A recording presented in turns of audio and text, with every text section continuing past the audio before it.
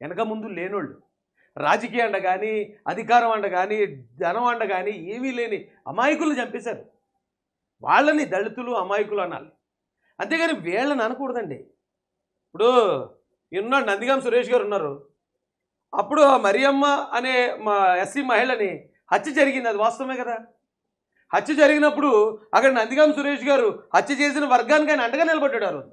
అది కూడా వాస్తవమే. మేమే ప్రత్యక్ష సాక్షులం. ఇప్పుడు ఆ కేసులో ఆయన జైల్లో ఉన్నాడు. ఒకవేళ ఆయన నేరం చేయలేదనుకోండి, నిర్దోషిగా బయటకు వస్తాడు. ఇందులో కూటమి చేసే ఆ కుట్ర ఏముంది? ఇప్పుడు మీ మీ హయాంలో మీరు ఎన్ని కేసులు పెట్టుంటే అప్పుడే వెళ్ళలేదు. మీరు కేసులు పెట్టరు కదా. మీ కార్యకర్తలు ఏం చేసినా, మటలు చేసినా, మానభంగాలు చేసినా మీరు మాత్రం కేసులు పెట్టరు. కార్యకర్తలు చేస్తేనే పెట్టినప్పుడు నాయకులు చేస్తే పెడతారా? ఇంకా చెప్పాలంటే వాళ్ళు చేసే అన్యాయాల అక్రమాల్లో మీ హస్తమే ఎక్కువ. అంటే మీరు చెప్తే చేసినవి ఎక్కువ.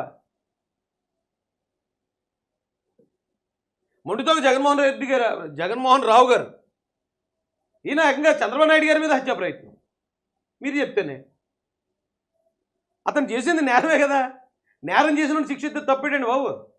అంటే ఇప్పుడు మీరు అన్నట్టు మీరు చెప్పిన నేరాలు చేసిన వ్యక్తుల్ని అరెస్ట్ చేస్తే మీరు కులం కార్డు తీస్తారా బయటికి? వీళ్ళు ఎవరైనా తీసారేంటి? దయచేసి చెప్పండి బాబు. మేము ఎస్సీలం కాబట్టి మమ్మల్ని ఇలాగ అన్నారని ఎవరైనా తీసారా కార్డు? వాళ్ళు తీనప్పుడు మీకేంటండి? నాకు అర్థం కాదు. వాళ్ళే మాట అన్నప్పుడు మీరెందుకు దళితులను ఇది చేస్తున్నారు, అలా చేస్తున్నారని చెప్పి ఇంకా ఎందుకు బ్యాట్ చేస్తున్నారు? ఇంకా ఎందుకు మీ వైసీపీ పేజీల నుంచి, సాక్షి మీడియా నుంచి వేసి వీళ్ళు వైసీపీ కార్యకర్తలుగా మొత్తం స్టాంప్ వేసేస్తున్నారు కదా. మీరే చెప్పేస్తున్నారు వీళ్ళందరూ మా వైసీపీ కార్యకర్తలే, మేము చెప్తేనే చేశారు ఇవన్నీనని. పాలరాజు గారు ఆల్రెడీ ఈయన అరెస్ట్ అయ్యాడు. ఐపీఎస్ ఆఫీసర్, అడిషనల్ ఎస్పీ అనుకుంటా. అంతే, ఆయన పాపం అలా పడింది. రఘురామరాజు గారు ఆ కేసులోనే అరెస్ట్ అయ్యాడు ఆయన కోర్టు ఆదేశాల మేరకు. కనీసం ముందస్తు బెయిల్ కూడా ఇవ్వలేదు వీళ్ళకంటే దాని అర్థం ఏంటండి? హైకోర్టు వారు ముందస్తు బెయిల్, సుప్రీంకోర్టు కూడా వెళ్ళినట్టున్నాడు ఈయన. సుప్రీంకోర్టుకి వెళ్ళినా సరే అక్కడున్న సాక్ష్యాధారాలు పరిశీలించిన సుప్రీంకోర్టు కూడా ముందస్తు బెయిల్ అంటే యాంటిసిపేటరీ బెయిల్ ఇవ్వలేదు. అంటే దాని అర్థం ఏంటి? ఆయన ఆ నేరంలో జగన్మోహన్ రెడ్డి గారు చెప్పట్టు, సజ్జల రెడ్డి గారు చెప్పట్టు ఇన్వాల్వ్ అయ్యాడు కదా. తప్పు చేసిన వాళ్ళు ఎందుకు కులం అడ్డు పెడతారు మీరు? తప్పు చేసిన వాళ్ళు కులం అడ్డు పెట్టడం వల్ల ఏమవుతుందంటే ఆ కులంలో ఉన్న వాళ్ళు అందరూ తప్పుడు వాళ్ళు అన్నట్టు కన్వే అవుతుంది జనాలకి. ఆ కులంలో ఉన్న వాళ్ళు తప్పుడు వాళ్ళు కాదండి, బాధితులు. మేము బాధింపడ్డాం.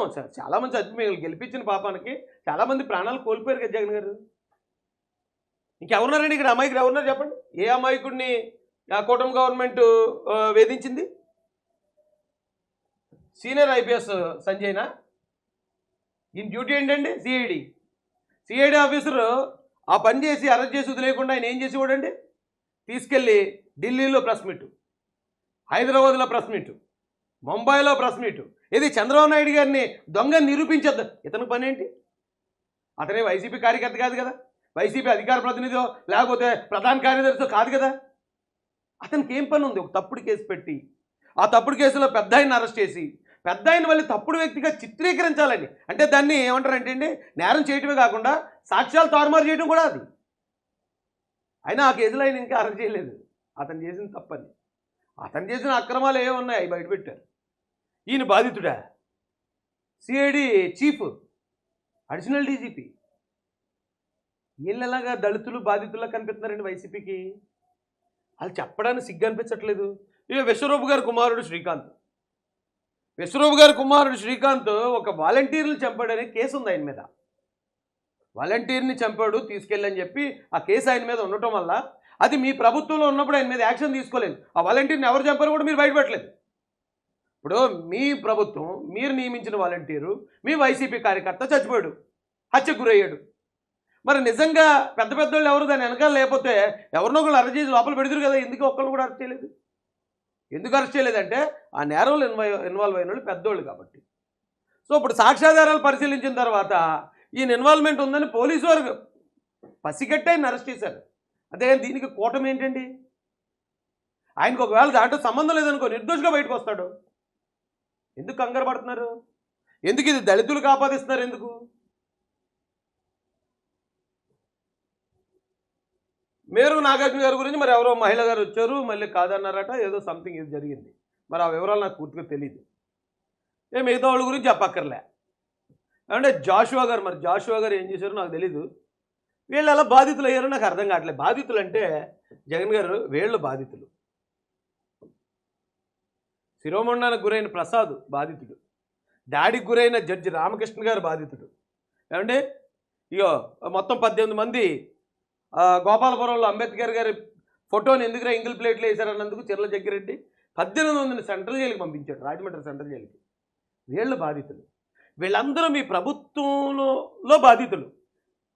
గిరీష్ సామలకోటలో సూసైడ్ చేసుకున్నాడు మీ నాయకులు, పార్టీ నాయకులు పెట్టిన వేధింపులకి. పోలీస్ స్టేషన్లో పెట్టి చెత్తే అవమానం భరించలేక బయటకు వచ్చి సూసైడ్ చేసుకున్నాడు. ఏమంటే ఈ కుర్రాడు లెక్కర్ ఏదో బాగోలేదని చెప్పి ఓంప్రకాష్ ప్రశ్నించాడు ముందు రోజు, రెండో రోజు శవం అయిపోయాడు. వీళ్ళందరూ సామాన్యమైన బ్యాక్గ్రౌండ్ నుంచి వచ్చిన వాళ్ళు, పేదలు, నిరుపేదలు కూడా ఉన్నారు అందులో. అలాంటి వాళ్ళని చంపేసిన ఈ ముదురులందరినీ కూడా దగ్గర పెట్టుకున్న మీరు మరి వేళ దళితుల కోసం, దళితుల మీద కూటమి ప్రభుత్వం ఏదో చేసేస్తుందని ఎవరిని నమ్మించగలరు మీరు? ఎవరు నమ్ముతున్నారండి మీ మాట? ఇంకా అయితే వీళ్ళ కోసం ఎప్పుడు మాట్లాడలేదు జగన్మోహన్ రెడ్డి గారు. ఇది నిజంగా దేశానికి సెన్సేషనల్ అయిన కేసులు ఇవన్నీ. అప్పుడెప్పుడు కూడా దళితుల మీద దాడులు జరుగుతున్నాయని కానీ, అన్యాయాలు జరుగుతున్నాయి కానీ ఒక్కసారి మాట్లాడండి జగన్మోహన్ రెడ్డి గారు. మరి వీళ్ళ కోసం మాట్లాడుతున్నాడంటే నాకు ఒకటే ఒక కారణం అనిపిస్తుందండి. ఏంటి ఆ కారణం అంటే వీళ్ళందరూ కూడా ఎంతో కొంత నేరం చేసిన వాళ్ళు.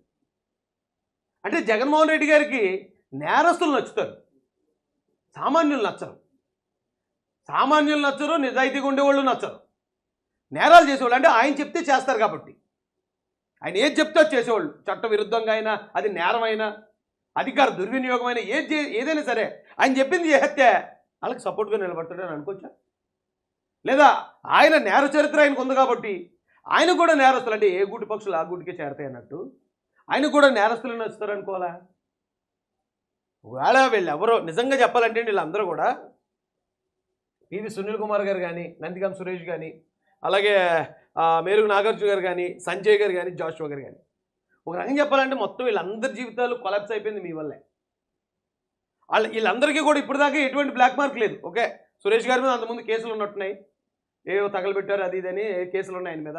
ఆయన తప్పితే ఈ అధికారులు, ముగ్గురు అధికారులు కూడా ప్రమోషన్ల మీద ప్రమోషన్లు, ఎక్కడ ఒక బ్లాక్ మార్క్ లేకుండా ప్రమోషన్ల మీద ప్రమోషన్లతో ఐపీఎస్ ఇది ఎస్పీలుగా ఉన్న వీళ్ళు డీజీపీలు, అడిషనల్ డీజీపీలు అయిపోయారు. ఆ స్థాయికి ఎదిగారు. ఇది చంద్రబాబు నాయుడు గారు తెలుగుదేశం గవర్నమెంట్లో ఉన్నప్పుడు సునీల్ కుమార్ గారికి 2 ప్రమోషన్లు వచ్చాయట. చంద్రబాబు నాయుడు గారి ప్రభుత్వంలో 2 ప్రమోషన్లు సాధించిన పివి సునీల్ కుమార్ గారు జగన్మోహన్ రెడ్డి గారి అధికారంలో ఆయన చెప్పిన పని చేయటం వల్ల ఈరోజు నేరస్తుడిగా మిగిలిపోయాడు. డీజీపీ పోస్టింగ్ లేదు, ఆయన ఎక్కడున్నాడో తెలియదు. ఇప్పుడు నేరస్తుడిగా ఎప్పుడు కేసు పెడతారో, ఎప్పుడు ఎంక్వైరీకి రమ్మంటారో తెలియని పరిస్థితి. బాలరాజు గారు జైల్లో ఉన్నారు, ఐపీఎస్ ఆఫీసరో లేకపోతే గ్రూప్ 1 ఆఫీసర్ ఏదో సంథింగ్. ఏమంటే అడిషనల్ డీజీపీ సంజయ్ పరిస్థితి అదే, ఎప్పుడు అరెస్ట్ చేస్తారో తెలియదు. ఈ వీళ్ళందరి జీవితాలు నాశనం అయిపోవడానికి జగన్మోహన్ రెడ్డి గారే కారణం. అలాంటి ఆయన ఇప్పుడు వచ్చి దళితులకి ఏదో అన్యాయం జరిగింది, దళితులకు నేను అండగా ఉంటాను, నేను ఉద్ధరిస్తానంటే ఎలా సార్? ఇంకా నమ్మేవాళ్ళు ఎవరున్నారండి? దయచేసి ఇలాంటి తప్పుడు ప్రచారాలు మానేయండి సార్. ఇది చూసి విసుగెత్తిపోయిన ప్రజలు మొండికెత్తేసారు, అంటే రాటు తీరిపోయారండి.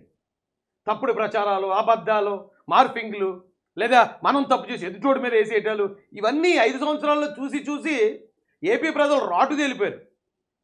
ఇప్పుడు టాప్ క్లాస్ థియేటర్లు వచ్చినా సరే మోసపోయే పరిస్థితి లేదు నేను చెప్తున్నాను. ఎందుకంటే 2019లో ఈ మోసాలన్నీ విని నిజం అనుకుని నమ్మి వైసీపీకి ఓటేయడం నిజమే, మేము అందరం గెలిపించడం నిజమే.